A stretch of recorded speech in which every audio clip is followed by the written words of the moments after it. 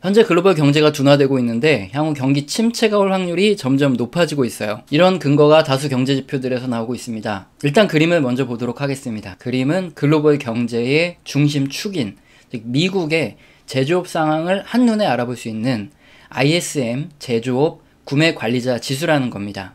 이게 뭔지는 전혀 모르더라도 일단 그림에서 공통점을 한번 찾아내 보겠습니다. 우선 그림의 가운데에 가로된 선이 50%인데요. 여기보다 낮으면 미국 제조업이 굉장히 나쁜 거고 여기보다 높으면 제조업이 좋은 겁니다. 그렇다면 화살표가 이렇게 전체적인 흐름을 나타내는데 화살표가 아래로 내려가는 흐름이 나타난다 그러면 미국의 제조업이 좋았다가 나빠지는 그런 경로로 가는 거죠.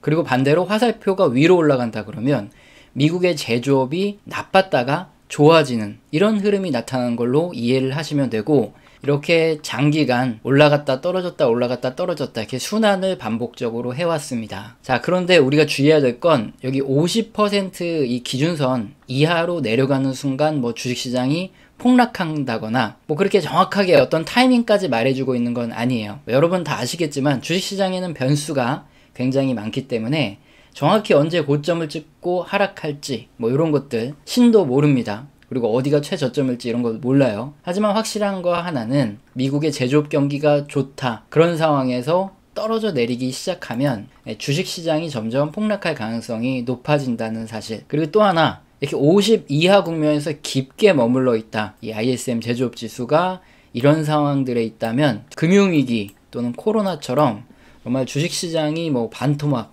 그 이하로 떨어지는 심각한 경기 침체에 있다 이거고요. 반면에 50 정도에서 깊게 내려가지 않는다 그러면은 유럽 재정위기 그리고 중국발 부채위기 이런 사건들처럼 그냥 경기 둔화가 있다가 지나가는 그런 둔화 국면만 있을 수 있다는 겁니다. 그러면 2023년 1월 발표된 지표는 49%입니다. 50 이하로 떨어졌어요. 그럼 실물 경기가 둔화되고 있다는 건 확실한 상황이고 앞으로 경기 침체가 올 확률도 높다 이런 소리예요. 자, 이 부분을 좀 더 말씀드리면 경제가 아주 좋은 뭐 이렇게 쭉 올라가는 그런 상황이다 그러면 대기업이라든가 뭐 은행이 디폴트에 약간 빠진다거나 또는 전쟁이 터진다거나 테러가 있다거나 이래도 뭐 갑자기 경기가 나빠지고 뭐 소비 투자가 크게 위축되고 경제가 망가지진 않아요. 하지만 경기가 둔화되고 있는 상황, 그래서 사람들이 안 그래도 불안불안한 상황, 화살표가 아래로 이렇게 내려가고 있는 이런 국면들에서는 혹시 앞으로 무슨 일이 생길지도 모르겠다 이런 생각을 하고 있는데 갑자기 테러, 디폴트, 전쟁 뭐 이런 게 터지면 이거 안 되겠다, 저축도 늘리고 소비를 좀 줄이고 현금 좀 가지고 있자, 그리고 기업들의 입장에서도 투자 좀 줄이고 앞으로 다가올 위기에 우리가 대비해야 되지 않겠냐 이런 상황에 놓이게 돼요.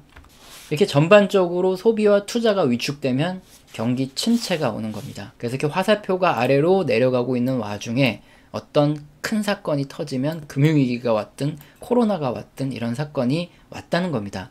그래서 경기 침체가 앞으로 온다 안 온다 확정적으로 제가 말씀드릴 수 없는 이유가 어떤 소비를 크게 위축시킬 만한 사건이 터지게 되면 경기 침체가 오는 겁니다. 그냥 무난하게 잘 지나간다 그러면 2012년 그리고 2015년에 유럽 재정위기나 중국 부채위기처럼 그냥 경기 둔화로 한 잠깐 이게 머물러 있다가 다시 회복하는 국면이 나올 수 있어요. 자, 그러면 이제 반대로 지표를 보면서 적극적으로 매수를 해야 되는, 즉 우리가 주식을 적극적으로 때려 박아야 되는 시점은 언제인지 생각을 해볼게요. 화살표가 위로 솟구쳐 올라가는 시점, 이건 무슨 뜻이라고 말씀드렸죠? 위로 올라갈수록 미국의 제조업체들의 상황이 좋아진다, 업황이 좋아진다는 뜻이라고 말씀드렸죠. 당연히 주식시장에서도 대세 상승 구간이겠죠. 물건이 잘 팔리고 매출도 오르고 이익도 쫙쫙쫙 올라가니까 당연히 주식시장은 좋을 겁니다. 그럼 우리들은 언제 적극적으로 주식을 매수하면 될까요? 네, 이렇게 바닥을 찍고 내려오던 이 화살표가 점점 추세가 아래로 떨어지다가 멈추고 다시 올라가기 시작하는 이런 시점에 우리 초입에 매수를 하면 되는데, 물론 그 최저점은 우리가 잡을 수 있을까요? 없을까요? 못 잡습니다. 왜냐? 2009년을 우리가 한번 이렇게 보면은 2009년 바닥을 딱 찍고 이렇게 내려왔어요. 그래서 그 다음에 우리가 올라오는 걸 확인을 했다고 하겠습니다. 여기서 그 다음 달에 더 떨어져 내리게 될 수도 있잖아요. 그렇게 되면은 엄청나게 낭패를 보는 거죠. 그러니까 추세적으로 바닥을 찍고 방향이 확실하게 틀어서 올라가는구나, 이걸 확인하려면 못해도 한 3-4달 정도는 봐야 되죠. 그러니까 요 시점 정도는 보고 매수를 했다 그러면 한 2009년 6월이나 또는 뭐 4월 그때쯤에는 매수를 할 수 있겠네요.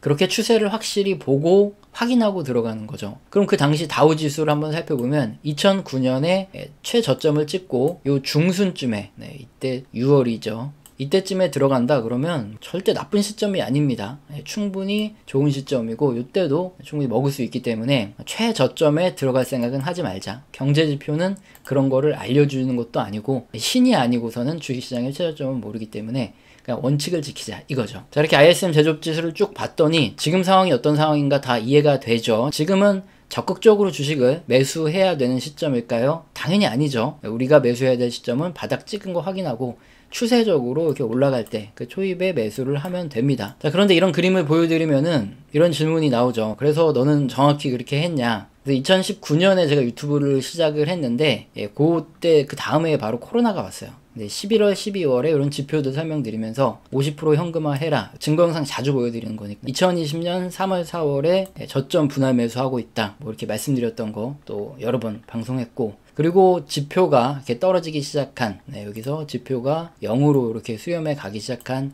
2022년에 이제 매도를 했죠. 매도 타이밍은 좀 늦었어요. 근데 제가 신도 아니고 정확하게 2021년 요 최고점에서 매도를 하라고 말할 수 없어요. 경제지표도 모릅니다. 그래서 적당히 2022년에 이렇게 매도를 하게 되면 그래도 뭐 어차피 그동안에 왔던 거 쭉 먹고 여기서도 이렇게 먹고 이렇게 되는 거죠. 물론 이거는 2019년부터 제 유튜브 영상 꾸준히 시청하시고 정말 원칙을 지키셨던 저와 같은 생각으로 투자를 하셨던 경우에만 통하는 이야기고요. 물론 앞으로도 똑같습니다. 앞으로도 원칙을 계속 지켜 나가시면서 매매를 해 나가시면은 그때는 충분히 좋은 수익을 거둘 수 있다. 이렇게 생각합니다. 물론 올해 미 연준의 기준금리 인상이 중단될 가능성이 높죠. 인플레이션도 잦아들고 있고요. 그렇기 때문에 주식시장이 반등하는 흐름 나올 수도 있습니다. 일상 말씀드리지만 저 그런 건 못 맞춥니다. 하지만 우리는 원칙대로 언제 매수하고 매도하고 이런 것들이 확실하기 때문에 제가 반복적으로 말씀드리고 있어요. 자, 이제 설명드린 ISM 제조업 지수가 대체 뭔지는 모르겠지만 한번 알아봐야 되겠다 생각 드시죠? 뭘 알아야 우리가 뭐 이걸 근거로 매매 타이밍을 잡을 거 아니에요.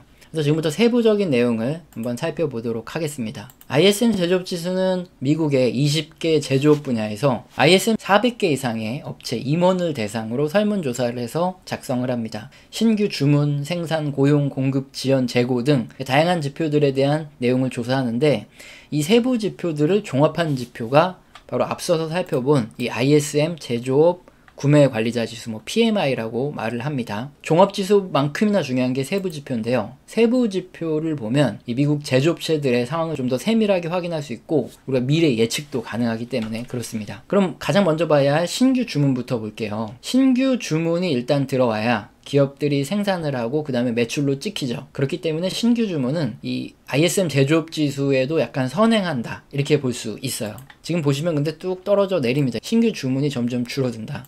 그래서 47.2% 수축 국면에 접어들었다 볼 수 있어요. 그러면 다음 달이나 다다음 달에 급속도로 이 ISM 제조업 지수가 갑자기 튀어오른다거나 그럴 가능성은 있을까요? 거의 없다고 봐야 되겠죠. 신규 주문 지수와 마찬가지로 계속 좀 떨어져 내리는 그런 흐름이 나타날 가능성이 높습니다. 이게 세부 지표를 보면 이게 예측까지 가능하다는 거죠. 자, 다음으로 ISM 고객 재고 지표를 보면 되는데 이건 반대입니다. 50으로 위로 이렇게 쭉 올라갈수록 밑에 있다가 위로 올라갈수록 고객 재고가 더 많아지는 거예요. 재고가 많아진다는 소리는 그만큼 주식시장이 폭락할 가능성도 커지고 신규 주문을 적게 넣는 거죠. 왜냐면은 제조업체들의 고객은 도매업체, 소매업체들이에요. 근데 이들의 재고가 많이 쌓여있다. 그러면 신규 주문을 안 넣으니까 제조업체들이 어려워지겠죠. 그래서 앞서 보여드린 이 신규 주문과 고객 재고는 반대로 움직입니다. 그리고 고객 재고든 신규 주문이든 선행성을 가지고 있어요. 자, 그럼 지금은 어떤 상황이냐? 48.7%, 50에 거의 가까워졌습니다. 50에 거의 가까워지면 재고가 충분히 많다는 소리예요. 자, 이게 올라가면 올라갈수록 도소모 업체가 신규 주문을 적게 넣기 때문에 그래서 제조업체들은 점점 안 좋아지는 특성이 있고 마찬가지로 급작스럽게 뭐 ISM 제조업 지수가 급반등을 할 가능성은 역시나 고객 재고만 봐도 알 수 있죠. 지금은 금리 인상과 경기 둔화 우려로 소비가 위축돼 있고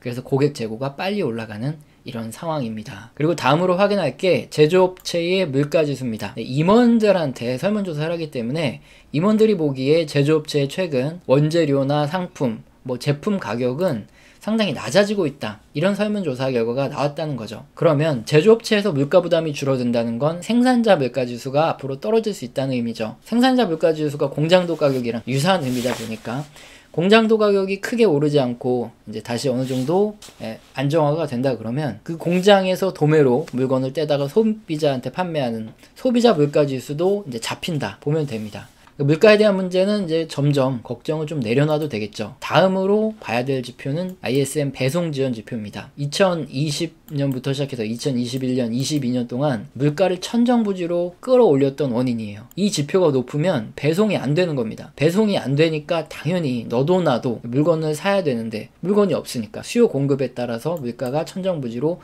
치솟았죠. 그것 때문에 미국의 운송, 창고, 보관 서비스 비용도 계속 올라갔는데 그림처럼 지금 배송 지원이 거의 다 사라졌습니다. 이것들 말고도 세부 지표들은 많지만 그래서 중요한 세부 지표들만 몇 가지 추려서 살펴봤고요. 자, 그래서 종합적으로 봤을 때 향후 ISM 제조업 지수는 추가적으로 하락할 가능성이 더 높다. 그리고 물가가 현재 잡히고 있고 운송 대란도 거의 대부분 해결되었다. 이걸 지표를 통해서 알 수 있죠. 자, 지금은 여러 전문가들의 의견이 서로 엇갈리는 시기입니다. 어떤 분은 올해도 더 하락한다 전망하고 어떤 분은 아니다. 주식시장이 선반영돼서 올해부터는 대세 상승한다. 이런 얘기를 하기도 해요. 이런 상황일수록 객관적인 경제지표에 근거한 원칙이 중요하다. 이렇게 말씀드릴 수 있습니다. 각자는 생각하는 부분도 틀리고 판단하시는 기준도 틀려요. 그리고 투자의 방식도 다릅니다. 그렇기 때문에 제 방식이 무조건 옳다, 앞으로 어떻게 될 거다, 이런 섣부른 예측을 하거나 제 투자 방식을 강요할 생각은 전혀 없어요. 하지만 저는 이러한 원칙에 근거해서 경제지표를 보면서 이런 방법대로 투자를 하고 있으니까 여러분도 각자 원칙을 정해서 그것을 지속해 나가시는 게 가장 현명한 선택이고, 제 생각에 동의하시는 분들은 제 영상을 보고 참고를 하시면 된다, 이렇게 말씀드릴 수 있어요. 우리 채널에서는 영상 시청하시고 도움되셔서 후원 주시는 분들이 계십니다. 제가 너무 감사하기 때문에 감사합니다라고 말로만 때우지 않죠. 한 달 교육을 진행드리고 있고 여기서 산업의 사이클이나 종목에 대한 이야기가 나옵니다. 그래서 매주 교육을 진행하고 있고요. 영상 하단에 설명란 읽어보시고 해당되시면 꼭 메일 주시길 바랍니다. 오늘 영상도 마음에 드셨다면 구독과 좋아요는 꼭 눌러주시고 지속적인 시청 부탁드립니다. 감사합니다.